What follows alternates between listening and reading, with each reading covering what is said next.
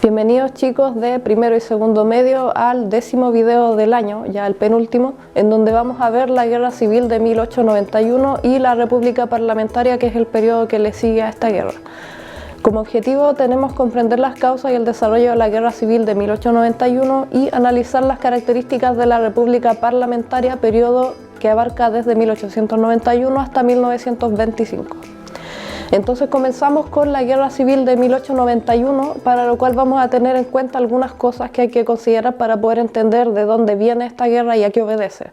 En primer lugar, señalar que es el hito o hecho histórico que va a marcar el cierre del periodo que habíamos estudiado antes, que es la República Liberal, y que se va a producir básicamente porque existen serios desacuerdos entre el presidente José Manuel Balmaceda, que es el último de este periodo de República Liberal, y los miembros del Congreso durante su periodo. El conflicto se origina básicamente en cuanto a qué es lo que vamos a hacer con el salitre. Chile venía de la Guerra del Pacífico, había adquirido las regiones del norte que nos proveen de este mineral que es el salitre, que básicamente nutre a la economía de nuestro país en este periodo, al igual que hoy en día lo hace el cobre. Es muy similar la situación económica y por ende algunos presidentes se preguntaron que cómo era más conveniente abarcar la explotación de este mineral para poder sacarle mayor provecho económico para el país. Entonces va a haber una política nacional enfocada a qué hacer con el salitre, que va a corresponder justamente al presidente José Manuel Balmaceda. Tenemos que tener en cuenta que en este periodo las empresas salitreras son extranjeras, principalmente, no todas, pero la gran mayoría. Son pertenecientes a los ingleses en muchos casos y a algunas norteamericanas de Estados Unidos. ¿Cuál es el aporte que generan estas empresas que son extranjeras y por ende las ganancias que se obtienen se van para afuera? Lo que se queda acá en el país básicamente es lo que se cobra en función de los impuestos por la explotación de este mineral y por la exportación. Aún así, con ese pequeño aporte que se hacía, era un aporte significativo para la economía nacional, ya que básicamente aportaba con más o menos el 70% de la riqueza al país, aún así. Entonces, José Manuel Balmaceda, en este contexto de empresas salitreras extranjeras, va a plantear una política para la explotación de este mineral y que va a constituir un cambio importante en cómo se había estado haciendo. Va a ser uno de los principales objetivos de su gobierno, el de nacionalizar la industria del salitre. Eso implica quitar las empresas extranjeras o quitarle las empresas a los extranjeros y dárselas a empresarios chilenos para que las ganancias puedan quedarse acá en el país. Con esto obviamente no vamos a recolectar solamente lo de los impuestos, sino que vamos a obtener la totalidad del dinero como ingreso de la explotación de este mineral. ¿Y para qué se quería ocupar? Básicamente para abarcar financiar las políticas educativas que tenían los gobiernos liberales, que se proponían como la principal meta la alfabetización de la población, que iba bastante a un nivel básico en este tiempo, y además poder modernizar también la infraestructura pública y la industria, que son todos elementos necesarios para poder alcanzar un nivel de desarrollo económico. Entonces, como eso requiere grandes inversiones de dinero, había que preguntarse de dónde sacar ese dinero, y José Manuel Balmaceda vio en la explotación del salitre una oportunidad para esto. Entonces esto va a originar un conflicto, como les mencionaba, con el Congreso, con varios miembros del Parlamento. Recordemos que las empresas son principalmente inglesas, pero los parlamentarios en este periodo, muchos de ellos trabajaban para estas empresas inglesas. Por lo tanto, si se quitan estas empresas inglesas, los parlamentarios también se ven en conflicto con sus intereses personales, porque no van a poder seguir ganando lo que les dejaban estas empresas. Por lo tanto, el Congreso se opone a esta reforma del presidente Balmaceda, que es la nacionalización del salitre. Todo esto va a originar roces entre la figura del presidente y la figura del Congreso. Entonces este va a ser el antecedente para la Guerra Civil de 1891, que va a surgir a raíz de este conflicto y de estos roces entre ambas figuras. En primer lugar, mencionar que una guerra civil se produce cuando tenemos dentro de una misma nación o un mismo país, en este caso, dos bandos que se enfrentan entre sí porque tienen un desacuerdo. Entonces, en este caso vamos a tener al bando que va a apoyar al presidente y vamos a tener al bando que va a apoyar a los congresistas o a los parlamentarios. Entonces, ¿cuál va a ser la causa o el momento en que se va a provocar esta guerra? Va a ser cercano a fin de año de 1890, cuando entra al Congreso en discusión las leyes periódicas, que son una ley que siempre tiene que estar aprobada a fin de año porque es la ley que determina el presupuesto que tiene el Estado de Chile, en este caso, para trabajar todo lo que viene para el año siguiente, que iba a ser 1891. En señal de protesta, digamos, o para un poco debilitar el gobierno de José Manuel Balmaceda, el Congreso decide no aprobar esta ley, la rechaza, y con esto se origina un conflicto porque esa ley tiene que estar aprobada, porque ¿cómo va a gobernar un gobierno si no tiene los recursos para hacerlo? Esta ley tiene que estar aprobada a fin de año.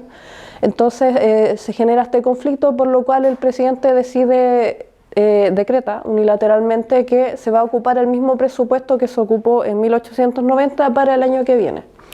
Entonces esto ya genera más roces entre el Congreso y el presidente, porque era el Congreso el que tenía la atribución de aprobar esta ley, quien lo rechaza, pero el presidente unilateralmente decide ocupar la otra ley del año anterior. Entonces aquí es donde se va a iniciar, a raíz de este problema, esta guerra civil de 1891, en donde las primeras batallas van a estar ubicadas geográficamente en las regiones del norte, por ser ahí donde estaban las empresas salitreras, pero las principales se van a dar entre Santiago y Valparaíso ya después, sobre todo en la batalla de Concón y Placilla, que son las dos últimas que ya van a sellar el triunfo del bando congresista en esta guerra civil. Por lo tanto, Balmaceda y su bando van a perder y él va a suicidarse después de haber perdido esta guerra, lo que va a abrir como consecuencia el siguiente periodo histórico de Chile, que va a ser la República Parlamentaria, que se inicia en 1891 y que va a finalizar en 1925. Ya vemos por qué es parlamentaria.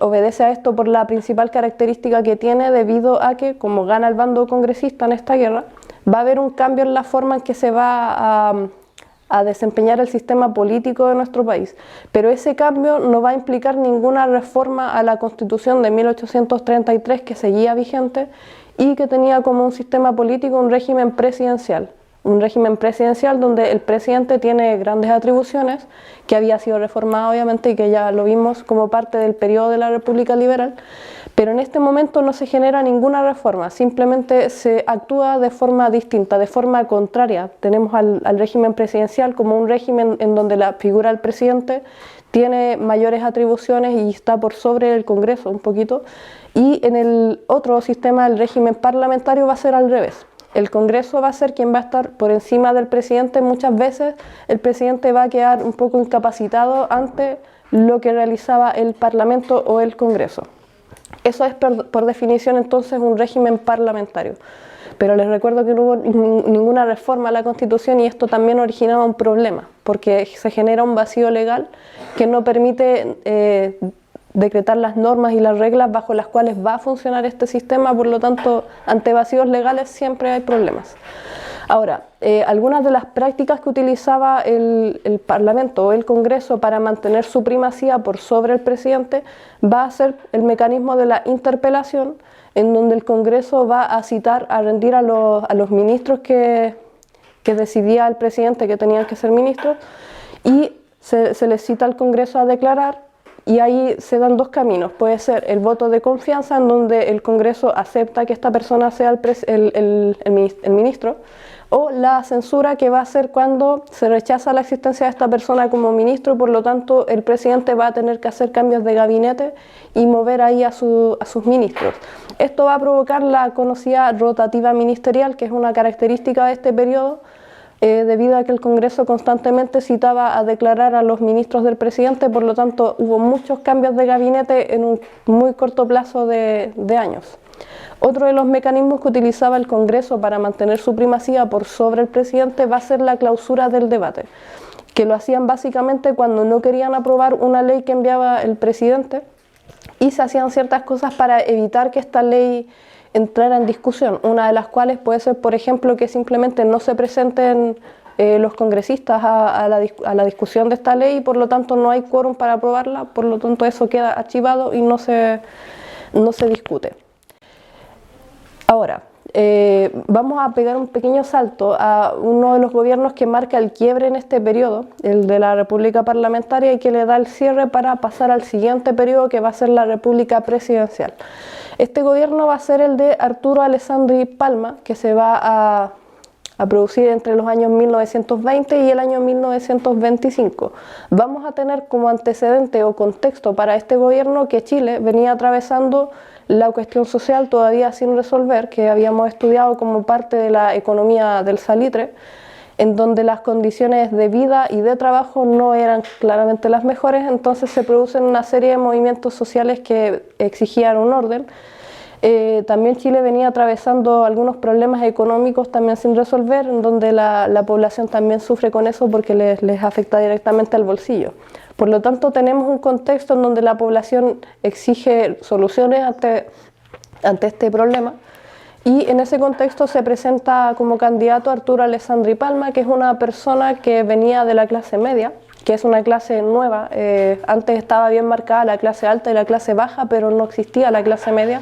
Sin embargo, ante las mejoras del país en general, se genera esta aparición de la clase media en nuestro país.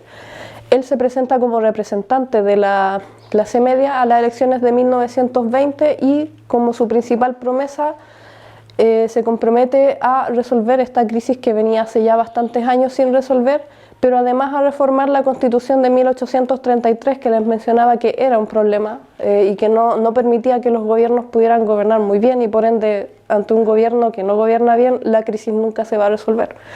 Además promete, su gran promesa, la creación de un código del trabajo que no existía, que constituía parte de las demandas de la cuestión social, que era una mejora a las condiciones laborales.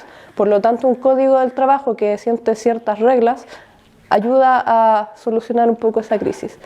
Entonces él gana la elección. Sin embargo, llega a 1924, cuando ya solo le quedaba un año de gobierno y la mayoría de sus promesas todavía seguían sin cumplir.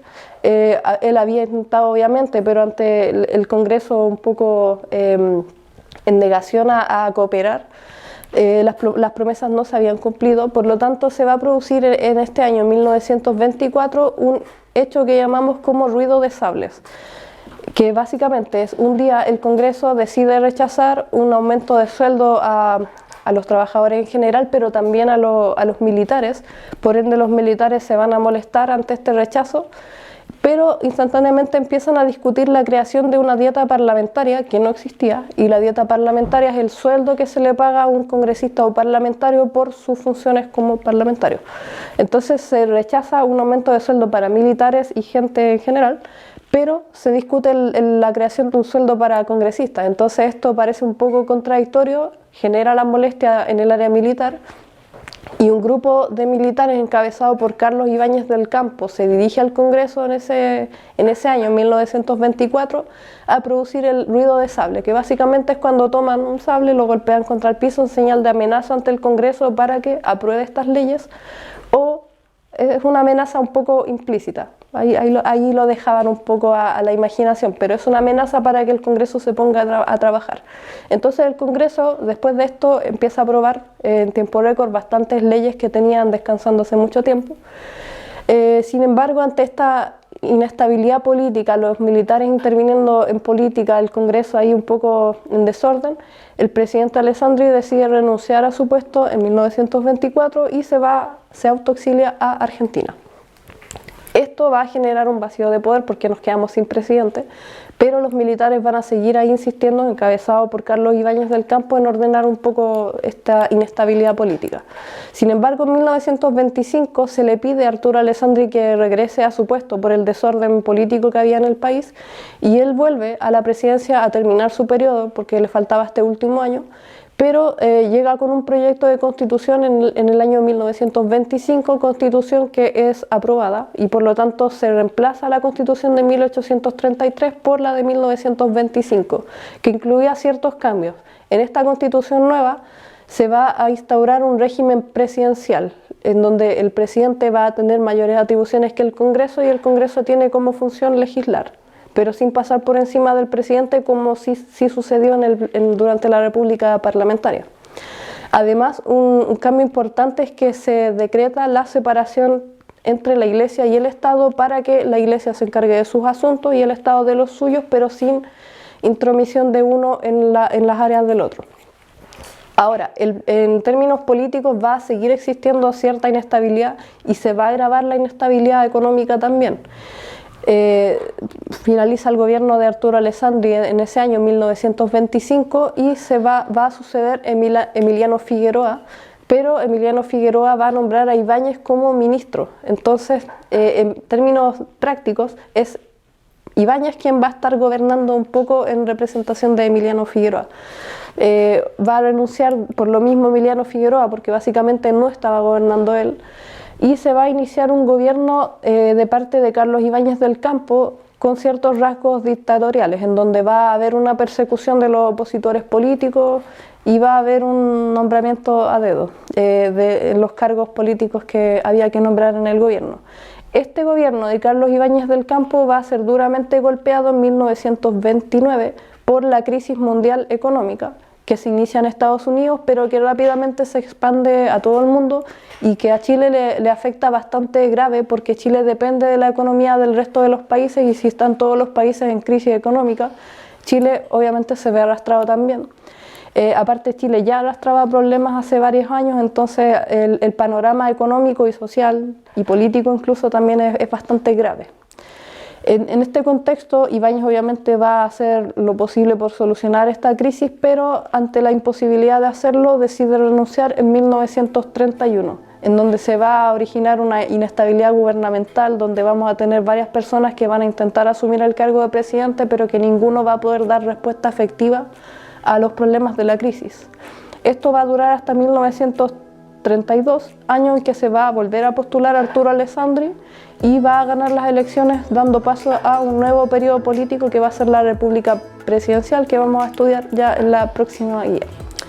En cuanto a las actividades, tenemos 4 ítems. El número 1 de términos pareados, donde tenemos 10 conceptos y 10 definiciones, para que ustedes ahí vean a cuál concepto corresponde cada definición. Después tenemos el segundo ítem de verdadero y falso, con 10 afirmaciones, y ustedes tienen que señalar si es verdadero o falsa, y si es falsa deben justificarla, porque va a tener un mayor puntaje si es que incluye la justificación. Luego tienen el ítem número 3, que es análisis de fuente escrita, en donde vamos a tener 2 textos.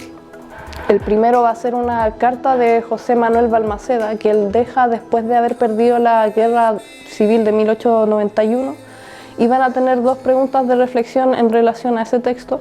Y el segundo texto va a ser una carta también de Carlos Ibáñez del Campo antes de asumir la presidencia en 1927. También van a tener ahí 2 preguntas para responder sobre eso.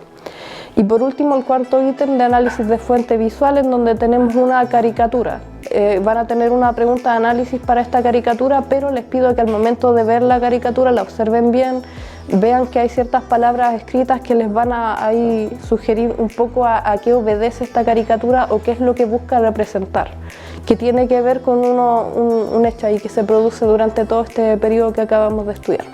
Así que en caso de que tengan cualquier duda, recuerden escribirle a sus profesores en horario de tutoría, y nosotros nos vemos en una próxima oportunidad.